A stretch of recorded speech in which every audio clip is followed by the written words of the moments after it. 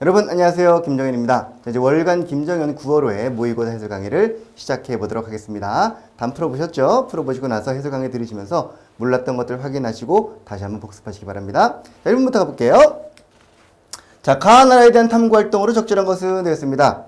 해리포터 지팡이에요. 자, 가와 한해 사이 외교적 갈등이 지속되면서 한해 황제가 쳐들어왔네. 그죠? 가를 쳐들어와서 결국 왕검성이 함락당하고 우거왕이 죽으면서 전쟁이 끝났다는 이야기. 누굽니까 이거? 위만조선 이야기죠. 그죠? 한 무제의 침략으로 위만조선이 망하는 그 장면을 쭉 묘사하고 있는 내용입니다. 물론 중요한 거, 우거왕은 한해 지속적인 공격에도 불구하고 수개월 동안 왕검성을 지켜냈다는 이런 스토리들 좀 기억해 주자 그랬었는데, 자 볼게요. 위만조선에 대한 탐구 활동으로 적절한 것은 1번 임신석의석의 내용을 분석한다.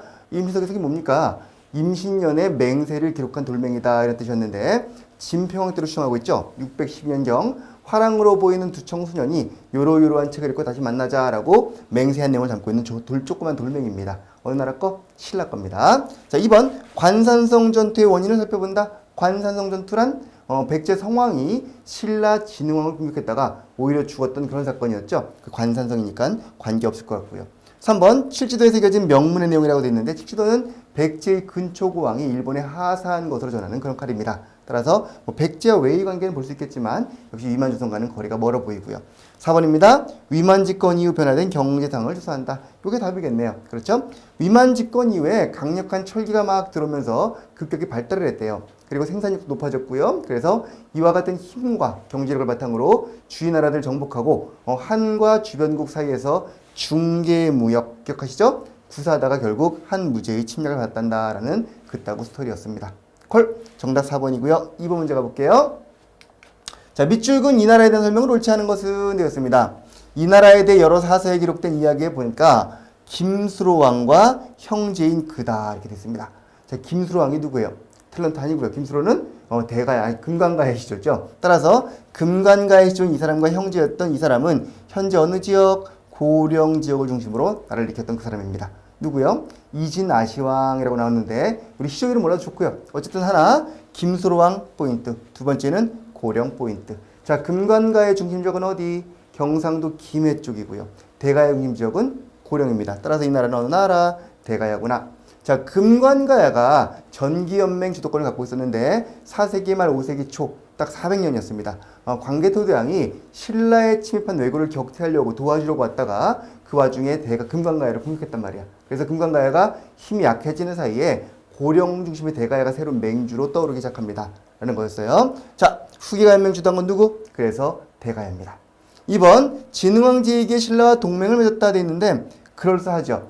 6세기 때 대가야는 신라와 혼인동맹을 맺습니다. 근데 그 대상이 누구였냐? 법흥왕이었습니다. 대가야의 이뇌왕과 신라의 법흥왕이 혼인동맹을 맺었으므로 2번은 아닙니다. 정답이고요. 3번 관산성 전투, 방금 얘기했던 그 전투입니다. 그 전투에서 백제와 외와 함께 대가야 공격을 함께 힘을 합쳐가지고 신라와 싸웠다는 얘기죠. 이때 백제, 외, 가야 간에 약간의 연대 분위기가 있었기 때문에 이 세 나라가 함께 신라를 쳤단다 그런 스토리고요. 4번 지산동 고분군 고령 쪽에 있습니다. 금관가에 있던 김해 쪽에는 대성동 고분군이 있어요. 요 고령의 지산동 고분군에서 오키나와 일본산 조개, 국자, 조개로 만든 국자, 그리고 백제산 금동 합 상자죠. 여기 나왔던 얘기는 그 당시 대가야가 오키나와 일본이라든가 혹은 백제 쪽하고도 교역을 했다는 근거가 될 수 있겠죠. 이 정도 내용 파악해 두시기 바랍니다. 됐나요? 좋아요. 3번 갈게요. 삼국의 성립과 쟁패 과정입니다. 하나씩 볼게요. 신라는 경주 지방의 토착민과 고조선 유이민이 육촌을 이루어 만든 나라였다라고 되는데, 삼국사기 맨 첫머리입니다. 신라번기 첫머리에 보면은 조선 유민이 분거 산곡지간하여 나라를 세웠다 이렇게 됐어요. 조선의 유민들이 산과 계곡 사이에 흩어져 살면서 이 나라를 세웠다라고 되어 있는 것이죠. 조선 유민이 막 내려왔었고요. 물론 거기에 경주 지역에는 토착민이 있었겠죠. 항상 고구려 그렇고 백제 그렇듯이 토착민과 유이민의 결합으로 새로운 나라가 생기는 겁니다. 그들이 사로 육촌 또는 육부를 만들어가지고 만든 게 바로 신라였단다라고 전하고 있고요. 백제 동성왕은 신라 소지마리깡과 동소 혼인관계, 그렇죠? 비눌 동소 비유눌지가 첫 동맹, 동성소지는 혼인동맹. 콜? 3번 고구려 영유왕은 대당 강경책을 주장한 연개소문의 지지를 받아 왕위에 올랐다. 7세기 초, 6세기 말에 영양왕이라는 영양 만점의 왕이 있었죠. 이 양반이 수나라가 딱 건국을 하자 수에 대비하고자 먼저 쳤단 말이야. 그런 왕이었는데 수가 망하고 당에 들어서자 그때 시대 영유아는 이 영유왕이라는 분께서 당의 사대를 결정한단 말이지. 이에 분노했던 연개소문이 귀족을 모아가지고 당신 그러면 안 됩니다 그러면서 천리장성 쌓고 만류하다가 결국 쿠데타로 영유왕을 제거하고 보장왕을 왕위에 올려서 권력을 잡은 게 연개소문입니다. 따라서 요거는 보장왕 돼야 되겠어요. 오케이. 아닌 거니까 정답 몇 번? 3번이지요. 4번 선덕여왕은 대야성을 빼앗긴 후 김춘추를 고구려에 보내. 그래서 동맹을 맺자고 했는데 실패했죠. 어떻게 했습니까? 그래서 결국 당 쪽으로 가서 추진하기 시작했단 말이야. 그래서 선덕여왕 직후 진덕여왕 때 가서 나당 연합군이 결성이 됩니다. 됐나요? 네. 4번입니다. 가나 지역에 대한 설명으로 옳은 것을 모두 골라보자. 가 지역의 대표 유적 송산리 고분군 공산성 공송 공송 공주 지역이었죠. 공주 송산리 고분군 부여 능산리 고분군 기억나십니까? 자 공주고요. 나 지역은 부소산성 관북리 나왔네. 능산리 고분군 요건 어디? 부여 지역입니다. 가 지역은 공주 나는 사비 지역이죠. 웅진 공주 사비 부여입니다. 자 중국 남조의 영향을 받은 무령왕릉이 있다. 무령은 어느 시절의 왕입니까? 웅진 도읍기 왕이었죠. 따라서 이 사람 무덤 어디 있을까요? 공주에 있겠네. 그죠? 기억 맞는 거고요. 니은 국보로 지정된 금동대학로 어디서 나왔다 그랬더라. 능산리 고분군으로 가는 절터. 논바닥에서 나왔던 게 바로 금동대학로였습니다. 따라서 이거는 나 지역에서 나온 거고요. 성왕이 중물 도마에 천다온 것이 바로 어딥니까? 납니다. 가 지역은 피해서 내려온 겁니다. 계로왕이 죽고 문주왕이 도망간 곳이 공주였고요. 그리고 나 지역은 성왕이 중물 도모하고자 보다 넓은 곳으로 바닷가로 나갔던 곳이 바로 여기다 그랬을 거예요. 나 목탐양식에서 난 미륵사지 석탑 어디 있을까요? 익산 미륵사지 석탑. 여기 있는 공주, 여기 있는 부여, 여기 익산 이런 곳이 전부 다 백제 세계 문화유산으로 지정된 백제 유적지구에 속하고 있는 지역들입니다. 기억해 두시고요. 이거는 익산 미륵사지 석탑 잊지 마세요. 무왕이 천도하려고 했었죠. 무왕이 천도를 계획하면서 세운 절이 바로 미륵사였습니다. 그럼 몇 번일까요? 옳은 거니까요. 자, 있네요. 그죠? 2번입니다. 됐네? 자, 5번 갈게요. 가야에 대한 설명으로 옳은 것은 갑과 을이 대화하고 있는데 가야에 대해 들어보았나? 그러면서 백제와의 전투에서 이들이 큰 공을 세웠다 돼 있고요. 을이 들었대요. 다행이죠? 자, 풍월도 국선도라고도 한답니다. 국선도의 선자가 여기 신선선자예요. 그래서 우리 미륵신앙이라든가 또는 도교라든가 이런 영역을 같이 볼 수 있게 바로 이거다라고 얘기했을 겁니다. 김유신 장군을 비롯한 국가의 주인물이 전부 다 이거 출신이랍니다. 뭘까요? 화랑이죠. 그죠? 화랑이에요. 신라의 화랑은 원시 청소년 집단에서 유래한 것으로 진흥왕 때 가서 국가 조직으로 개편이 되었습니다. 오케이. 자, 경당에서 책을 읽고 활쏘기를 배웠단다. 경당은 고구려의 지방 교육기관. 언제? 평양천도 이후에 만들어진다. 자, 2번 진평왕 때 이들을 위한 계율. 이른바 세속 5계라고 하죠. 누가 만들었죠? 원광법사가. 언제? 진평왕 때 콜! 됐나요? 3번 귀족들만 구성되어 왕권을 견제할 수 있었다. 화랑은 귀족이 되었지만 낭도는 귀족부터 평민까지 누구나 될 수 있었습니다. 모든 청소년이 전부 다 화랑이었고요. 이렇게 귀족만으로 만들어진 그리하여 왕과 대립했던 곳은 귀족회의였던 화백회의가 대표적이었겠죠. 오케이. 자, 유경전을 가르치기 위해 박사와 조교를 뒀다. 요거는 신라 국학 또는 태학 뒤에 가면은 거기에서 학교에서 박사 조교를 두고 유교를 가르쳤단다라고 나오고 있습니다. 여기에는 뭐 박사 조교 같은 거 나오지 않습니다. 승려와 화랑들이 중심이 돼가지고 낭도들을 딱 지배하는 그런 모습이었습니다. 자, 6번입니다. 발해의 유교에 대한 설명을 옳지 않은 것은 중앙 6부 명칭을 유교식으로 정하였다. 발해는 정당성 밑에 좌사정, 우사정을 두고 좌우 3개씩 뒀는데 좌 밑에 충인의, 우 밑에 예의신 해가지고 충인의지 예신이라는 6부 명칭이 이렇게 유교식으로 이름이 되어 있었습니다. 오케이? 자, 2번 양태사 다드미소리라는 시를 줘서 유명한 분이었죠. 왕요령 배정 등이 일본에 건너가서 사신이었습니다. 그랬잖아. 걸레길 왔다 갔다 하면서 힘든 길이었다고. 일본에 건너가서 곡을 그리면서 노래도 부르고 시도 짓고 그러면서 일본 문인과 교류해가지고 당시 일본 쪽에 가면요. 지금도 많은 발해인들의 그 문장들이 남아 있습니다. 그런 내용이고요. 3번 유학교육을 위해 국자감을 설립하고 경전을 가르쳤다. 그럴싸한데 뭐가 틀렸죠? 그렇지. 국자감이 아니라 주자감이죠. 거꾸로 하면 감자주, 감자술 발에는 추워가지고 보드카 마신다고. 감자주, 감자주. 감자국은 어느 나라 거였습니까? 고려 거였습니다. 감자술은 발해 거, 감자국은 고려 거. 놓치지 마세요. 본래 국자감이 중국 학교 이름이에요. 이걸 그대로 딴 게 고려였고 발음 약간 바꿔가지고 술술술 감자주. 자, 3번이 답이고요. 4번 정효공주 묘지석 하마사년명 비상. 그러니까 공주 묘지석과 하마사년이란 글자가 쓰여진 비석 말하는 겁니다. 여기 보니까 글자들이 막 남아있는데 문장이 아주 뛰어나단 말이야. 사륙 별여체의 한문학 이두 표현이 아니라 한문 문장에 따른 그런 문장이 있었기 때문에 당시 발해가 어느 정도 유교나 한문학이 발달했는가를 볼 수 있다는 것이죠. 이해되시죠? 이런 것 좀 알아두시기 바랍니다. 정효공주 묘지명이라든가 양태사 정도 이름은 좀 기억하면 좋겠습니다. 콜! 네! 갑시다.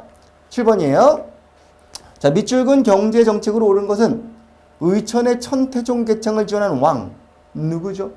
모르겠습니까? 자, 윤관의 건의를 받아들여 별관을 만들었던 왕. 누굽니까? 고려의 숙종이죠. 고려 숙종은 당시 문벌귀족들, 이씨들을 딱 제거하고 왕이 오른 분이었단 말이야. 조카를 몰아내고 왕권강을 위해서 군사권, 인사권, 재정권 등등을 확보한다 그랬어요. 군사권으로는 별무반 창설, 그렇죠? 윤관의 건의를 따라서 동북 쪽에 있었던 여진족을 토벌한다는 명분으로 군대를 딱 만든 겁니다. 그 다음에 인사권으로는 관학진흥책, 서적호 설치 이런 거 있었고요. 그 다음에 재정권으로는 딱 나올 게 뭡니까? 바로 해동통보 발행이죠. 해동통보는 동생 의천의 건의를 받아가지고 주전도감 설치하고 만들었던 돈이었죠. 해동통보, 동국통보, 사만통보 등등등. 게다가 고위카페 임목, 은병, 활구까지. 좋습니다. 자, 1번 외관 설치는 조선 들어가서 하는 겁니다.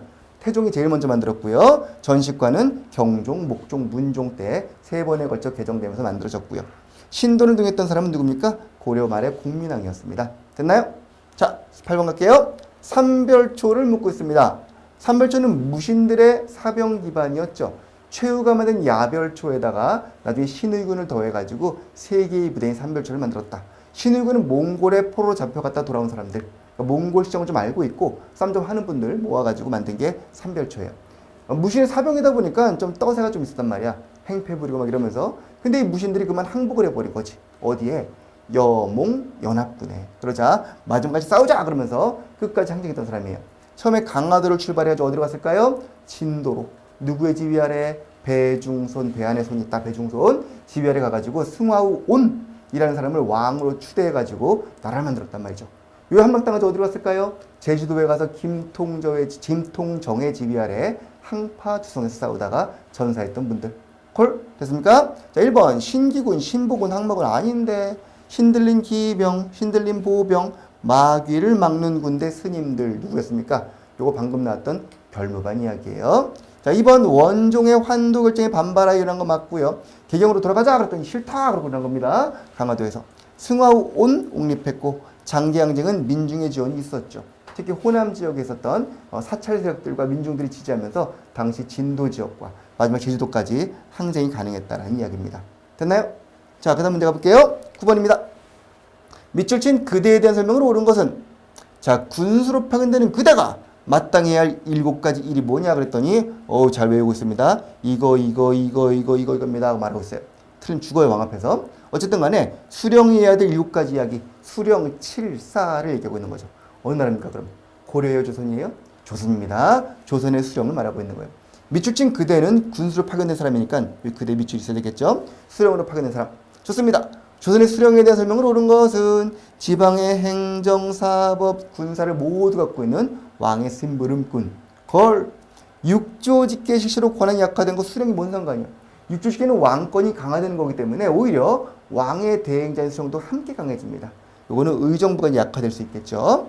위양소의 우두머리 뭐라고 부릅니까? 향임직의 맨 우두머리를 좌수, 투장을 별감 이렇게 부르죠. 지방에서 지들끼리 뽑은 사람이에요. 그래서 수령을 견제했던 분들이고요.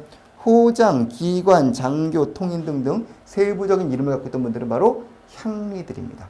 향리들입니다. 자, 1번이 정답 되겠습니다. 다음 문제 가볼게요. 10번입니다. 가나다라 문화유산을 순서대로 나열해보자. 가는 많이 보던 거죠. 청자, 상감, 운항문, 매병. 청자로 만든 상감 기법에 운학, 구름과 학 무늬가 새겨진 매병. 이렇게 생긴 병을 매병이라고 불러요. 주둥이가 요거 위에 올라가 있고 어깨가 넓은 이런 병, 어깨 깡패 이런 거를 매병이라고 합니다. 오케이? 고려 상감청자 대표적인 작품이고요. 두 번째 거는요. 딱 봐도 옛날 것 같지 뭐. 그죠? 말 타고 있는 사람이 그려져 있네요. 기마 인물형 토기류인데요. 신라 겁니다. 신라에서 만든 기마 인물형 토기가 여러 개 나옵니다. 여러분이 흔히 보는 그거 무덤에서 나온 것도 있고요. 이런 것도 이렇게 양쪽에 이렇게 돼가지고 술잔으로 쓰는 겁니다. 실제 썼는지 모르겠지만 이런 신라의 토기고요. 3번 답은 뭘까요? 답은 분청삭이죠. 고려말 조선 초에 많이 만들어진 분청삭인데 꽃과 그 다음에 물고기가 있기 때문에 조화어문, 조화어무늬가 있는 납작한 병이다. 그래서 편병이라고 불러요. 앞에 쓰니까 둥그렇지만 옆에 쓰면 납작한 병입니다. 그 남자분들 알 텐데 그 군대에서 쓰는 그 수통처럼 납작한 병이 바로 편병이에요. 라는 요거는 청화저 백자인데 백자의 철로 그림을 그린 거예요. 철화 백자라고 합니다. 철로 그리면은요 막 그린 다음에 구우면은 서로 녹이 슬어요. 붉으스름한 빛이 납니다. 백자에 빨간 그 빛이 나는 철화 안료를 쓴 철화 백자고 포도와 원숭이가 뛰어난 것입니다. 포도, 원숭이, 문, 병, 항아리 이렇게 부르면 되겠네요. 됐나요? 시기적으로 신라께 제일 먼저 일 거고요. 고려, 그죠? 그 다음에 요건 언제 겁니까? 고려말 조선초, 그 다음 백자가 16세기 이후 이렇게 되겠네요. 순서 들어가면은 나가다라 됐나요? 좋습니다. 이렇게 10문제 우리 풀어봤습니다.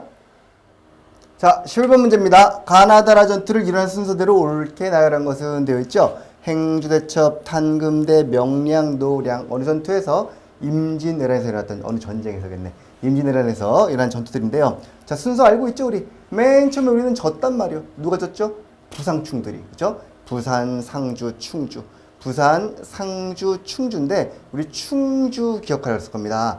충주 전투 때 내려가던 사람이 누구? 신립장군 배수진을 치고 패배했던 그 전투 이름이 바로 탄금대 전투예요. 그죠? 자, 부상충이 패배하고 있을 때 누가? 옥사당한 이순신이 옥포해전, 사천해전, 당포해전, 한산도해전 승리. 그죠? 옥사당한 승리하고 의병들의 분전으로 전세가 역전되기 시작합니다. 자, 선조가 의주에 가서 조명 연합군을 결성해서 돌아왔고요. 돌아오면서 어디? 평양성을 탈환한 게 유성룡. 그리고 서울 쪽으로 내려올 때 권율 장군이 행주에서 큰 승리를 거뒀습니다. 그죠? 행주대첩 이후 휴전회담이 오가기 시작했고요.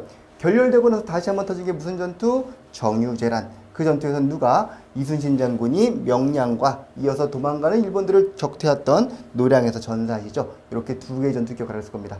정유재란 때는 육지에서는 직산 전투, 해전에서는 명량과 노량 기억하시고요. 임진왜란에서는 맨 처음에 졌던 전투 부상충 이긴 거 옥사당한. 오케이. 그 다음에 행주, 진주 정도. 우리 진주는 누구? 스티즌 김시민 장군이 있었죠. 그것까지 기억하시면 좋겠습니다. 자, 순서하면 어떻게 될까요? 탄금대 맨 먼저 나올 것이고 행주 권율 장군 그 다음에 정유재란 때 명량과 노량 순서 되겠네요. 나가다라. 임란 순서 문제는 워낙 잘 나옵니다. 지난 국가직도 나왔었고요. 많이 나온 문제이기 때문에 꼭 좀 알아주시면 좋겠습니다. 오케이. 다음 문제 갈게요. 자, 12번입니다. 우리나라 공려에 대한 사실로 옳지 않은 것은 되어 있네요.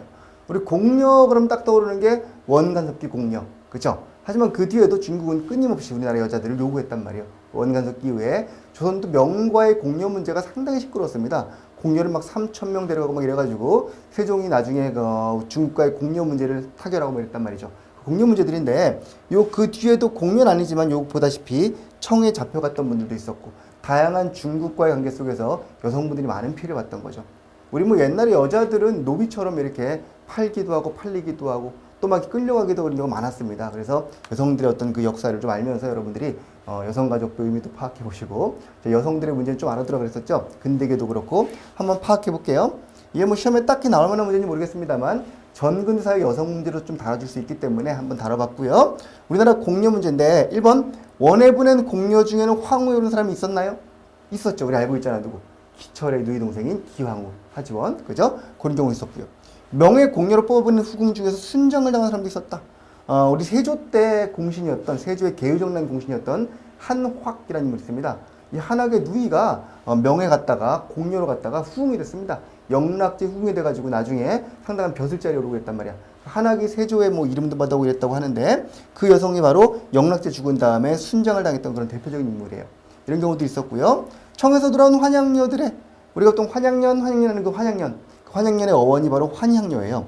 고향으로 돌아온 여자 이런 뜻인데 병자호란 때 끌려갔던 또는 정묘란 때 끌려갔던 여자들이 돌아왔단 말이야. 끌려갔다 오니까 어떻게 된 거예요? 고향에 왔는데 우리 그 일본군 위안부 그 어머니들이 그랬듯이 돌아왔더니 우리나라에서 받아주지 않는 거지. 환영료다 이래가지고 뭐 몸도 버리고 그랬는데 오랑캐 사람들한테 어떻게 받아줘? 그래서 당시 많은 사대부 가문에서 끌려갔다 온 환영료들을 막 멀리하고 딸내미 내팽개치고 며느리 버리고 이러면서 수모를 당하신 거예요. 그래서 그 당시 남자 집에서 이혼을 요구하는 경우가 되게 많았던 것이죠. 이혼하자 그러면서 죽어라 그러면서 이래가지고 그랬을 때 우리 정부에서 어떻게 했냐? 그럴 수가 있냐? 나라 때문에 끌려간 사람들인데 너희들이 책임을 져라 그러면서 허락하지 않습니다. 그래서 사대부들이 상소 올려가지고 이혼 허락해 달라는 상소가 올라가고 또 한쪽에서는 그럴 수 없다 상소가 올라가고 그러면서 논쟁이 벌어지고 그랬단 말이죠. 당시 우리 정부 입장은 이 여자들 지켜주는 거였습니다. 우리 대한민국도 지켜줘야 됩니다. 일본군 위안부 끌려갔다 오신 분들을 나라가 받아주고 보살펴주고 해야 되는 건데 지금 상당히 많은 문제들이 남아있는 것이죠. 해결되리라 믿고요. 환양녀들의 남편이 원하면은 요구를 인정해주지 않았습니다. 허락하지 않았어요. 3번 아닙니다. 이혼한 경우가 있었죠. 남자들이 강제로 이혼도 하고 그래가지고 막 이제 뭐 뒷방에 나앉고 목매 죽기도 하고 여기저기 팔려다니기도 하고 그랬던 당시 나라의 어려움 때문에 끌려간 여성분들이 2번, 3번 죽었던 그런 과정들이 옛날에도 있었고 최근에도 있었고 앞으로 없길 바랍니다. 자, 4번 병절한 이후 8기 8기군 하면 이제 청나라의 대표적인 군대인데 8기가 바로 지배세력들입니다. 그 8기에 포함된 가문들이 있다는 얘기죠. 그 중에는 청황제 후군까지 배출한 가문 나오고 있는 것이고 이런 식으로 청에 끌려갔던 사람들 중에서도 뭐 원효석기도 그랬잖아요. 가서 아부하고 거기서 권력자가 되고 이러면서 지배층이 돼가지고 청황제 후궁도 배출하고 이런 경우가 생긴다는 것이죠. 그러니까 우리나라 여성들이 뭐 중국에 끌려가고 끝난 게 아니라 황후에 오르고 후궁이 되고 뭐 이런 식으로 여러 가지 또 지배층이 올라간 경우도 있었구나라는 것을 보여주는 사료들이겠네요. 됐나요? 자, 다음 문제 가볼게요. 13번입니다. 제네럴 셔먼호 사건과 신미양요 사이를 묻고 있습니다. 제네럴 셔먼호 사건은 1866년 미국 상선 제네럴 셔먼호가 대동강을 거슬러 올라와 평양에 정박했던 사건. 당시 평양감사 박규수가 가라 그랬는데 안 가고 있다가 결국 충돌해가지고 불타버렸죠. 그런 사건이었고요. 신미양요는 이 사건을 구실로 1871년 5년 뒤에 미국이 강화도를 침략한 사건이었습니다. 그 사이를 묻고 있네요. 흥선대원군 시 대관계의 그 순서 문제는 워낙 잘 나온다고 그랬었죠. 기억하실 겁니다. 병인양요 제네럴 셔먼호 사건. 그 다음에 제네럴 셔먼호 사건 그 1차, 2차 사이 있었죠. 병인박해, 제네럴 셔먼호, 병인양요. 그 다음에 있었던 것이 뭐였습니까? 오페르트의 남현근묘 도굴 사건. 1868년의 일이었죠. 그죠? 최익현이 고종의 친정을 요구한다. 1873년쯤 돼가지고 대원군이 이제 하야하면서 고종에 대한 친정 문제가 많이 대두가 됐단 말이에요. 그래서 최익현이 그럼 안 되는데 노론 입장에서 민미 세력과 약간 결탁을 하기도 했어요. 그래서 그 당시 흥선대원군을 몰아내야 당시 대원군은 남인들을 지켜 세워주고 노론들을 억압했었거든요. 또 노론인 최익현 입장에도 좋거든. 뭐 이런 여러 가지가 있었겠지만 어쨌든 고종의 친정. 나이가 쳤는데 아버지가 왜 그러시냐 물러가라 그러면서 상소를 올렸다가 유배가기도 하고 그랬었죠. 일본군함 운이호가 강화도에 접근하여 무력 시위를 벌인 사건. 이 사건 때문에 바로 이듬해 강화도 조약이 체결됩니다. 이듬해라 그랬으니까 이건 몇 년일까요? 75년 운이호 사건이 일본이 영종도라든가 강화 쪽을 공격해가지고 우리나라에 막 무력 시위를 벌인 사건이에요. 자, 4번 조선책략 유포에 반발하여 이만선 등의 영남 만인소. 요거는 1880년 일본에 갔던 2차 수신사 김홍집이 황준신의 요책을 갖고 들어온 겁니다. 그래서 들어와가지고 81년에 요게 영남 만인소를 촉발시킨 사건이었죠. 그러니까 요 사이에 들어갈 수 있는 거는 1번이고요. 68년 사건입니다. 요거는 신미양요 뒤에 대원군 하야할 때 얘기고 요건 그 뒤에 개항 때 얘기고 요건 개항한 다음의 이야기입니다. 아시겠죠? 정답은 1번 되겠습니다.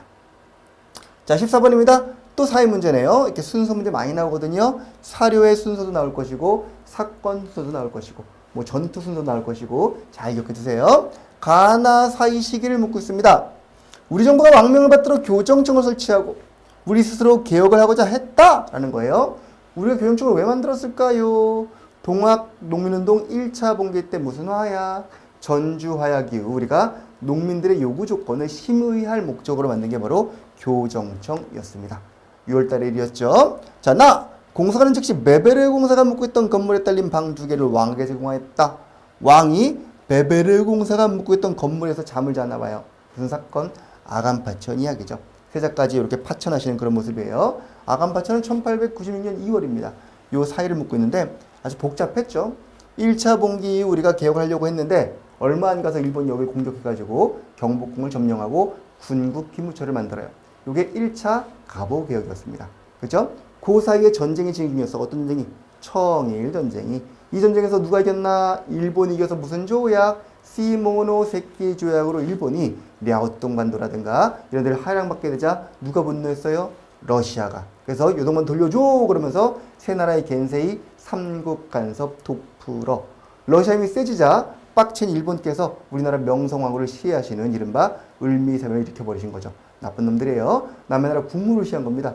을미사변 이후 고종이 위축되고 있을 때 고종이 결국 러시아 품에 안기기로 하여 아간파천을 단행합니다. 오케이? 따라서 사이에 들어갈 중요한 사건 무슨 사건? 을미사변 들어갈 수 있겠네요.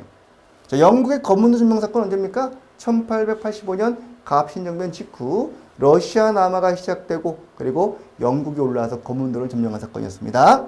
서대문 청량리 사이의 전차는요. 대한제국기 1898년 전차 개통. 서대문에 밤 깊은 마포 종점이 있었고요. 청량리에 당시 고종 처였던 명성황후 비 바로 홍릉이 있었거든요.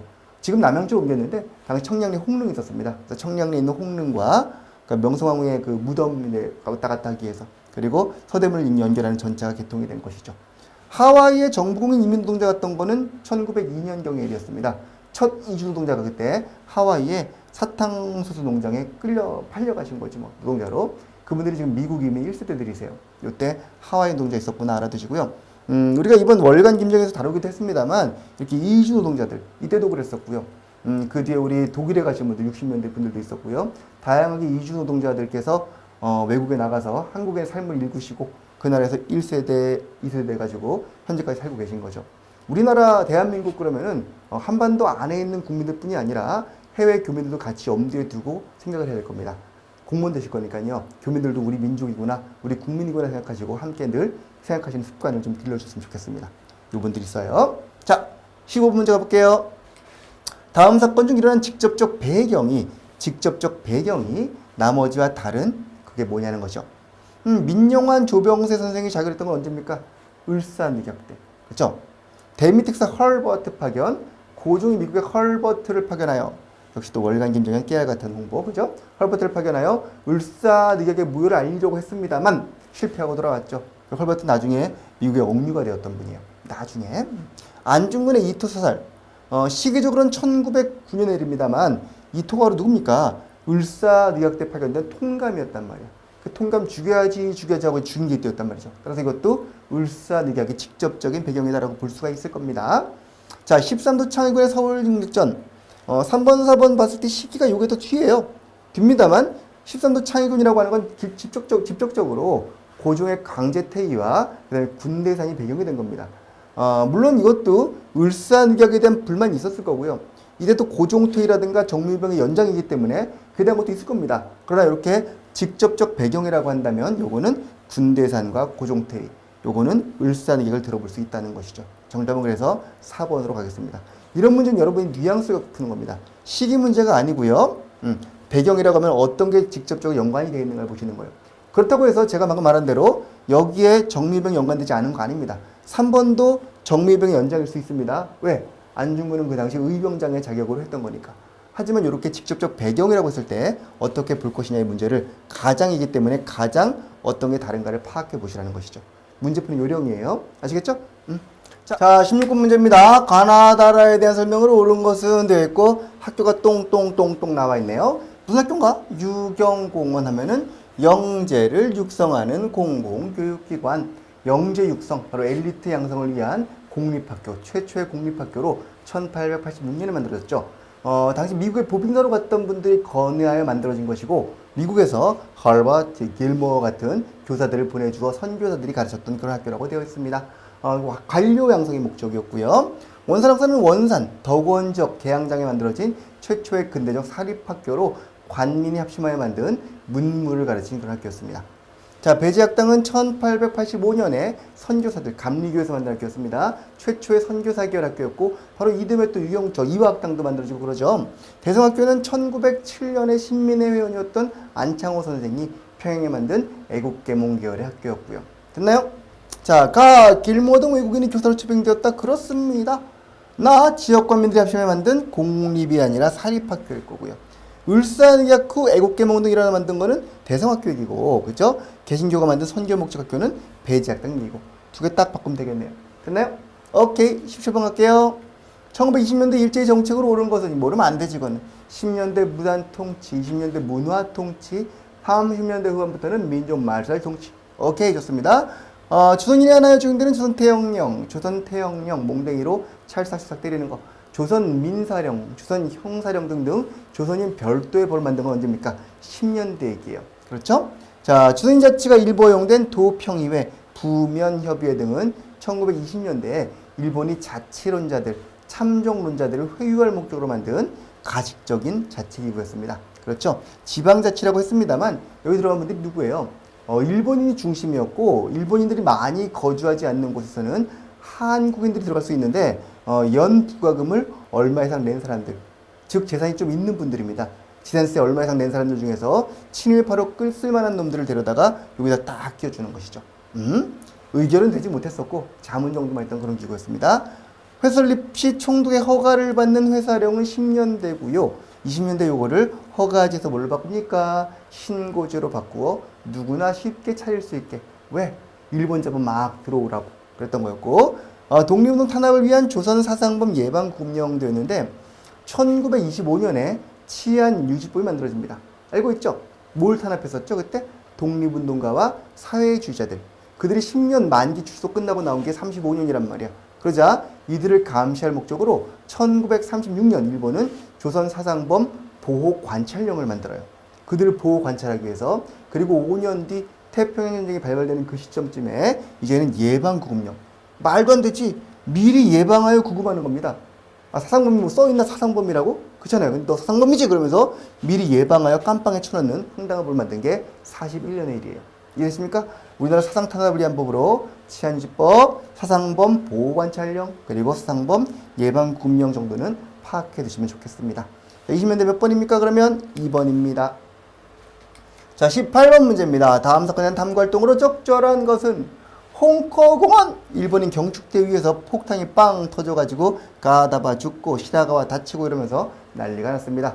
자, 어디에서? 홍커공원에서 일본인을 향해서 폭탄을 빵 던진 그분 누굽니까? 윤봉길 의거. 윤봉길 의거는 어느 단체? 1931년 임시정부의 어떤 난항을 타개하고자 국무령 김구 선생이 만든 조직, 그게 바로 한인애국단이었죠. 외국단의 활동으로 봉봉 브라더스, 32년 1월에는 누가? 이봉창, 어디에서? 일본에 가서 일본의 경시청 현관 앞에서 일왕을 향하여 빵 드는데 실패했던 것이죠. 그 다음에 나온 게 32년 4월에 바로 홍커공원 의거입니다. 윤봉길 선생 기억해 둡시다. 김구의 한인애국단입니다. 자유참배는 1921년 자유시로 갔던 우리 독립군들이 뜻하지 않게 내분과 그 다음에 일본 소련 볼셰비키 군들의 어떤 탄압 때문에 났던 대표적인 사건이었고요. 신릉무관학교 설립 배경이다 그러면은 1911년 신민회원들이 서간도에 올라가서 삼원부에다가 만든 무관학교였던 것이고, 복벽주의는 옛날로 돌아가자 이런 거예요. 복고주의입니다. 황제를 다시 세우자 했던 것인데 1910년대 일부 유생들이 초창기에 움직임을 많이 보여줍니다. 유생들은 국권 비탈 후에 다시 황제를 세워보자 그러면서 복벽주의를 내세우곤 했었는데 대표적인 조치가 바로 독립의군부라는 조직이었죠. 임병찬의 독립의군부. 좋아요. 19번 갈게요. 가 운동에 대한 설명으로 옳은 것은, 자, 이분이 바로 추남 박인호 선생이랍니다. 선생은 1908년 천도교 4세 도주가 되었습니다. 1세가 최재우, 2세가 최시영, 그때 천도교 아니었죠 물론. 동학 3대 교주가 누굽니까? 바로 손병희. 4대가 바로 이분이신데 동덕여학교, 보성학교 운영하면서 교육도 하셨었고, 사회주의자들이 순종의 인산일을 기회로 요거를 준비하자. 순종 인산일 1926년에 그때 사회주의 교회들이 준비할 때 함께하자 그러면서 만세 전단지를 만들었던 그런 분이었답니다. 자, 바로 누구와 누구의 결합으로? 조선공산당 간부들과 천도교 세력의 결합으로 만들어진 60만세운동. 천도교와 사회주의 계열들의 60만세운동. 가에 들어간 운동은 60만세운동입니다. 자, 조선 노동총동맹을 중심으로 전개되었다. 사회주의가 주도하긴 했습니다. 근데 조선 노농총동맹이, 노동자 농민총동맹이 1927년에 농민총동맹과 노동총동맹으로 분화가 돼요. 이 조직은 1927년에 만들어진 조직입니다. 따라서 작년에 있었던 60만 운동에 참여할 수가 없겠죠. 그렇겠죠? 자, 2번 신간의 역시 27년에 만들어진 겁니다. 신간회가 만들어지면서 함께 나온 게 노동총동맹이에요. 27년에 만들어진 것이고 신간회가 진상조사단 파견했던 운동은 광주학생 항일운동이었죠. 그렇죠? 일제가 문화통치를 시작한 배경이었다. 이때 이미 문화통치였습니다. 배경이 된 건 언제입니까? 3.1운동. 그죠? 3.1운동으로 사이토 마코토가 들어오면서 문화통치를 시작했었고요. 국내에서 민족유일당운동, 민족유일당. 앞에 보니까 지금 천도교와 사회주의 결합이거든요. 좌우 합작의 움직임이에요. 이 연대 가능성을 바탕으로 바로 민족유일당운동이 폭발적으로 증가했었고요. 그 결과로 만들어진 게 바로 신간입니다. 이해되시죠? 따라서 이거는 전부 다 그 뒤의 일인데 특히 60만 세는 바로 민족유일당의 계기가 되었다라는 매우 중요한 내용이에요. 잘 기억합시다. 20년 순종의 죽음으로 좌익과 우익의 결합이 본격화되기 시작합니다. 결과물이 바로 신간회, 근의회 등이 있었고요. 라스트 20번 갈게요. 다음 자료 이 운동에 대해 설명을 옳은 것은 한결에 나와 있는 2번. 자 보니까 청암 언론 문화재단이 주관하는 모르겠습니다. 송건호 언론상. 송건호를 한번 들어보신 적 있나요? 그런 분 있습니다. 언론인. 그 언론상을 수상한 독일의 힌스페터. 우리 그 영화에 나온 그죠? 택시 운전사에 나온 그분이에요. 택시 운전사의 힌스페터가 이 운동 현장을 찍어서 보도했기 때문에 상을 받았다라고 했는데 80년의 운동입니다. 이쯤 됐지 뭐 그죠? 그 택시 운전사에 나오는 그 수많은 장면들 바로 5.18 광주 민주화 운동을 보여주고 있습니다. 한일 국교 정상화에 반대했던 거는 1960년대에 있었던 육사망쟁. 60년대 국교 정상화가 추진된다는 소식이 들리자 64년에 폭발한 겁니다. 65년까지 이어졌는데 그 육사망쟁이 대표적이었고요. 민족적 민주주의 장례식. 4.13 후원 조치는 헌법을 지키겠다는 당시 정부의 그 조치에 반발해가지고 헌법 개헌하자 나온 겁니다. 언제까요? 87년에 6월 민주화운동이겠죠. 3.15 선거 그러면 4.19 이야기고요. 바로 유네스코 기록유산에 5.18 관련 기록물과 영상물이 전부 다 등재가 되어 있습니다. 4번이 정답입니다. 됐나요? 영어하고 좀 많이 다르게 생겼죠. 오케이, 좋습니다. 이렇게 일단 20번까지 다 풀어보았고요. 20문제 버리지 마세요. 월간 김정일 우리 이 유인물로 나가는 것도 알고 있죠. 잡지 형식으로. 그것도 모아가지고 문제 또 풀어보고 하시면서 여러 번 보시기 바랍니다. 아시겠죠? 이 문제들만 잘 익혀 놓으셔도 한 달에 한 번 정도, 일주일에 한 번 정도 큰 공부가 되시리라 믿어요.